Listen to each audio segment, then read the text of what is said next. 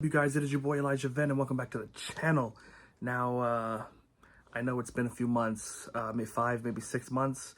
I don't know, I haven't really been keeping track, but it's been a while since I've uploaded a video. And you may be wondering where I was. Maybe you're not, maybe you don't care at all. I'll give you just a few details on that.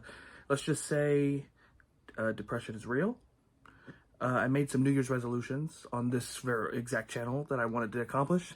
And let's just say 0 of those things have been accomplished. I wanted to upload every single week. I didn't do that. I did that for the first few months. Fizzled out. Wanted to lose some weight. Couldn't get there. Starting now. I mean, I'm going to keep trying. You know, it is what it is, but we move. So, but let's get into today's video. I'm not going to bore you with any more facts. I'm not going to, take any more of your time, and we're going to make this quick. So today, we are going to be ranking Harry Potter movies from best to worst. Recently, the last 5 days, I watched all 8 Harry Potter movies for the first time. Never seen them. I've never seen these movies in my life. I've always been told that they're the best. You need to watch them. You need to watch them. So I finally broke down and I watched them. I don't know what compelled me to do it, but I did it. So today we're going to be ranking them best to worst. But I'm going to start from 8 and go all the way down to 1, which would be my favorite, just so we can build some suspense, Before we start, I want to go over some of the characters. I feel like there was a lot of good character development all through all these movies. You have to watch, and I know I just watched them for the first time, but I mean, I'm going to give my opinion, obviously. You have to watch every movie in order. You can't, I don't feel like you can, if you've never seen them, you can't watch them out of order. You will not understand. They will reference things in the last movie that they referenced in the very first movie, and you will never even know it if you watch it out of order. Because I did that once, and I mean, it just doesn't make any sense unless you have to know the storyline. But I will say a lot of the characters had amazing character development, and I loved it. Neville Longbottom, he had some A1 character development, and I love him. He came a long way from that first year. Okay, so we're gonna start from 8 and go to 1, which would be my favorite would be 1. With these first 3, which are my least favorite, I'm not gonna get into too much detail just because they just weren't for me. They were a bit slow, and I mean, I was literally at one point falling asleep a little bit. Don't tell anybody. But this one, number 8, we're gonna start with the Order of the Phoenix. It just wasn't for me. I understand its relevance within the storyline, and I know that it's necessary within the storyline. But for me, it wasn't. It just wasn't it. It wasn't for me. I really didn't enjoy it. It was too slow. Had me nodding off a little bit, and for me, I have to have something happening. I have to have something happening at all times. You know what I mean? Number 7, The Half-Blood Prince. Now, the ending was very good, and, spoiler alert, and also, if you're getting spoiled of this movie, it's been out for 15 years. You know what I mean? And, I mean, I know that I'm not one to talk because I just watched them, but if you're getting spoiler warnings now, there's no helping you. I mean, it is what it is. But spoiler warning, at the end of this movie, Severus Snape kills Dumbledore, and it's crazy. Did not even see it coming. Draco was supposed to do it, but let me tell you, Draco, even from the beginning, the very first movie, all bark, no bite. That kid is I can't even say the word, but he is crazy. All bark, no bite, just like his dad, Lucius, just like you.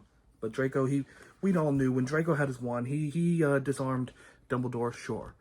But he didn't have it in him. He couldn't murder Albus Dumbledore. What are we doing? I mean, no one can. Well, Snape murdered Dumbledore, and that was, I mean, it was a good twist. But other than that, in the rest of the movie, and then he revealed that he was the Half-Blood Prince. But through the rest of the movie, it just was too slow for me. I just couldn't watch. I mean, I could watch. I finished it, of course, because I wanted to do this marathon. But other than that, that movie was just a bit slow for me. I mean, hey, take it as you will, but I mean, it's just, everyone has their opinions. Everyone has their opinions. Now, this one, number 6, might be a little controversial to some people, but number 6 for me was the Deathly Hallows Part 1. It was a lot of build-up, of course, because Part 2, you got all the action. You got everything going down in Part 2, but Part 1, they had to set it up somehow. They had to have a 2.5-hour movie to set up the next 2.5-hour movie. And I respect that because I'm a movie goer. I'm a movie watcher. I'm a movie lover. But it was a bit slow for me, but I understand why. And then again, it was necessary to the plot of all 8 movies, and I respect that. But it was a lot of build up. Hermione was great. Ron was a bit annoying, but love Ron. We have to love Ron. He's a little not all there. You know what I mean? Okay, now we're getting good. And all these are 5 stars, by the way. If we're going to be honest, it's all 5 stars. I have no quarrels with any of these movies because I love the story from beginning to end. I do. But number 5, Chamber of Secrets. And here's why it's a little low, okay? I feel like there were a few plot holes in it. There were a few things that I didn't like. I feel like Tom Riddle in the chamber when he was, using Ginny to spread his messages around the school. I feel like Tom Riddle was a little stupid. I feel like he wasn't all there. I know that he was a ghost and he physically couldn't touch anyone or touch anything or fight anyone. But I feel like he watched Harry fight the basilisk, right? And he watched the Phoenix blind the basilisk. And then he watched Harry murder the basilisk. I'm sorry, I won't say murder. Off the basilisk. And then he was surprised when Harry started stabbing the book. This is just my opinion. I love this one. This movie it's one of the better ones for me. But I just feel like there were a few moments where I felt like it didn't make sense. And I know that they're wizards and none of it makes sense, but part of it needs to make sense. You know what I mean? Moving on. Number 4 is The Sorcerer's Stone. I love this movie. This is the first movie in the series, and I love this movie. It's only low because some of these other ones had some more action, which is my favorite of the genres of these movies. But The Sorcerer's Stone, it was, the vibe was so nice, 2001 Christmas vibe. And it was just like, there was really no threat. I know they had Voldemort on the back of that dude's head, which was weird. That professor, but I feel like there was no real stakes, and it was kind of just nice. It was like a nice first year to Hogwarts. And I know, there was really no stakes at the end of the day. The guy, he was trying to find the stone.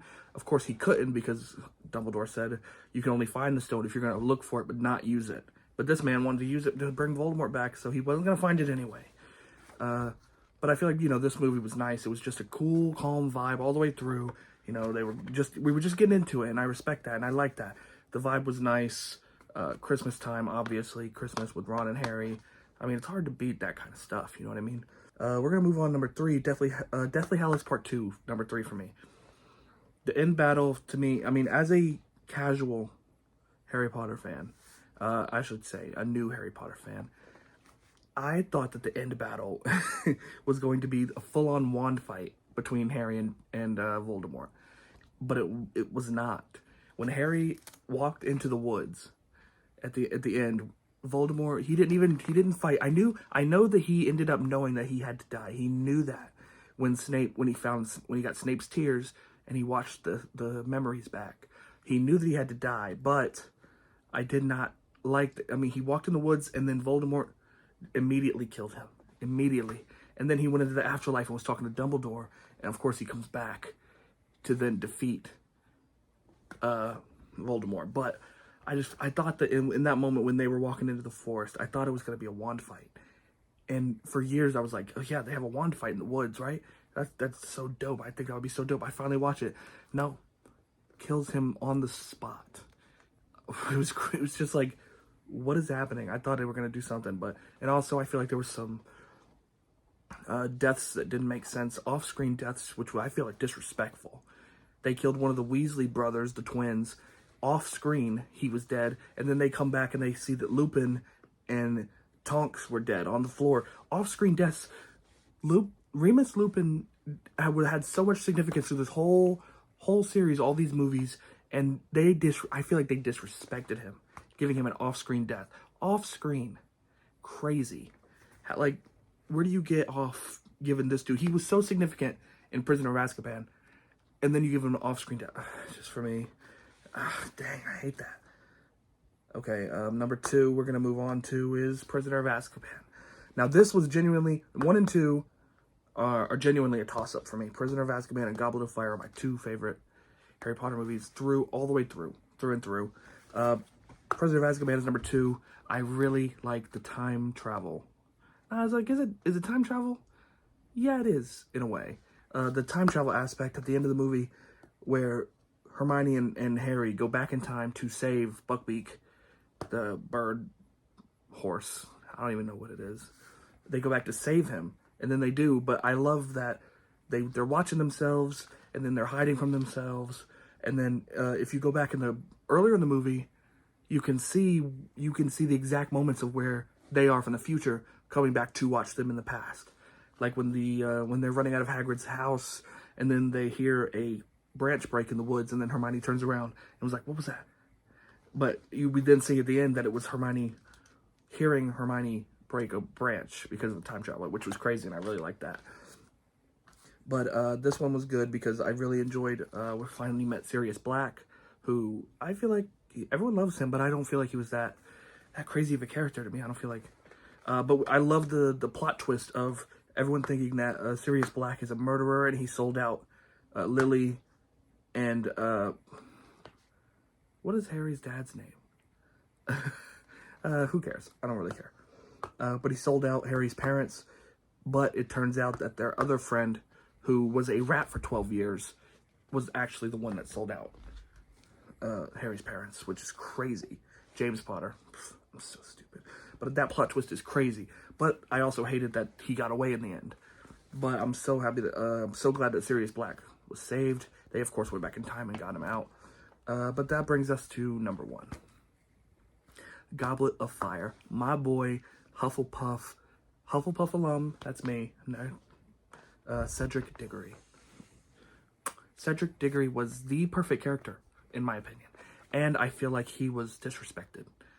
I know that Hufflepuffs aren't supposed to be the strongest, the smartest, and they're kind of just there to vibe out. But I feel like just so disrespectful that you let Peter Pettigrew kill Cedric Diggory once they won that Goblet of Fire, once they won the trophy. Crazy that you let that rat literally kill Cedric. Cedric was such a great character throughout the whole movie. I loved the games aspect of all of it. The 3 rounds, how Harry saved the girl in the water, how Harry beat the dragon. You know, all this. I love that. And then the maze was crazy. But I do feel like in this movie and what other movie was it? This movie and Half-Blood Prince and Order of the Phoenix, I feel like Ron was a little annoying. Like Ron was, I don't know if he was going through puberty or what, but he was really in his head, and he was all over the place, to be honest. He was being mean to Harry. He wasn't believing him. The rest of Harry's friends weren't believing him on all this stuff. They were calling him crazy. They were saying, Voldemort's not back. What are you, stupid? But, but the Goblet of Fire, I really like the games aspect, and I enjoy how Harry won, and I do feel like they disrespected Cedric, but that might just be my opinion. But I'm going to put them up here, but that's my order of ranking of the Harry Potter movies. Thank you for joining me. I'm going to be trying to be more consistent on this channel. We're going to try to pump some more videos out. I'm going to try to make one maybe at least once every other week. But I'm going to try to get more consistent. I'm going to try to, hone back in and try to complete some of these New Year's resolutions. They're not in any rush now, but I know I've been failing them, but we're going to get back into it, and we're going to try to be more consistent. So, that's all I can ask for. It's been a tough year for me, personally and mentally, but we're going to get through it, and we're going to be back on this channel. We're going to try to pump out some videos for you guys. So, if you're still watching at this point, thank you for tuning in, and I guess I will see you guys in the next one. Thank you guys for 50 subscribers. That happened while I was off, and I really appreciate it on the road to 100. So please like, comment, and subscribe, and hit that bell to get notified when I upload. And thank you guys again for watching. Peace. Yeah, I make decisions to glow. Ridiculous flow, potential to glow. I just do that.